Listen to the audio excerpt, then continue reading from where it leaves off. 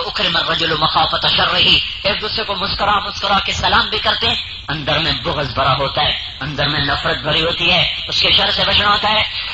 وَلَعَنَ آخِرُ هَٰذِهِ الْأُمَّةِ أَوَّلَهَا، اور اس امت کے پچھلے لوگ پہلے لوگوں کو لعن طعن کرتے ہیں۔ حضرت علی سے بھی ابو ہریرہ سے بھی، تو ہمارے نبی نے فرمایا جب میری امت یہ کام کرنے لگے گی تو پھر کیا ہوگا؟ فَلْيَرْتَكِبْ عِندَ ذَلِكَ رِيحًا حَمْرَاءَ وَزَلْزَلَةً وَخَسْفًا وَمَسْخًا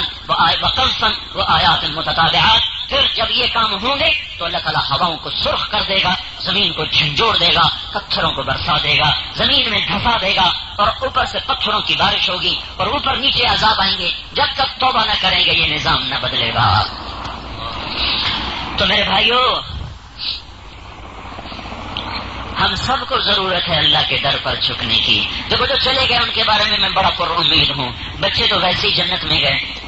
بچے تو کافر کے بھی جنت میں جاتے ہیں، جو ہمارے بچے چلے گئے وہ جنت میں چلے گئے۔ اور ابراہیم علیہ السلام کے پاس پہنچ گئے، جب ابراہیم علیہ السلام نے کہا نا میں نے تجھے ذبح کرنا ہے، تو اسماعیل کہنے لگے یا ابت فاعل، ابا جان جلدی کرو۔ یا ابت کا لفظ بتاتا ہے کہ اسماعیل خوش ہو گئے، ورنہ یا ابت کا لفظ نہ آتا۔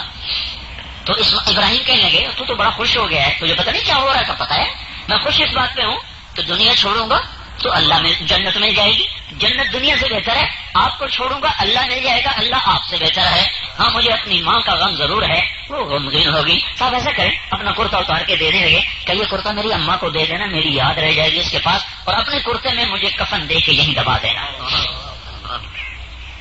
آسمان کے فرشتے 2 دفعہ روئے ہیں، اس دھرتی پر آسمان کے فرشتوں نے 2 دفعہ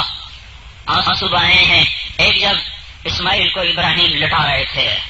8 سال 7 سال 6 سال 9 سال کی عمر، 10 سال سے کم ہے، اور بیٹا باپ خلیل کو وصیت کر رہے ہیں میرے ہاتھ بھی باندھ دے پاؤں بھی باندھ دے کہ میرا پاؤں تجھے نہ لگ جائے، ہاتھ تجھے نہ لگ جائے، مجھے الٹا لٹا صلی للجبین، ماتھے کے بل زمین پر لٹا کہ نظروں سے نظریں چار ہو کر تیرا ہاتھ نہ کانپے، اور اپنی آنکھوں پر بھی پٹی باندھ کہیں باپ ہونا تجھے روک نہ دے۔ 92 برس کا بوڑھا تو مرغی نہیں ذبح کر سکتا، 94 برس کا بوڑھا تو مرغی نہیں ذبح کر سکتا، بیٹے کو ذبح کرنے کے لیے ہاتھ باندھ رہا ہے، پاؤں باندھ رہا ہے، دم بخود ہو گئی کائنات۔ جب ان کو لٹایا اور ان کی کمر پہ اپنے گھٹنے کو رکھا اور ان کے سر کے بال پکڑ کر گردن کو اونچا کیا اور چھری کو ایسے تولا اور یوں آسمان کو دیکھا، یہ منظر تھا جب فرشتوں کی چیخیں نکلی ہیں، اور پھر کہا اے میرے رب، اگر تو مجھ سے ناراض ہو گیا تھا کہ اسماعیل نے میرے دل میں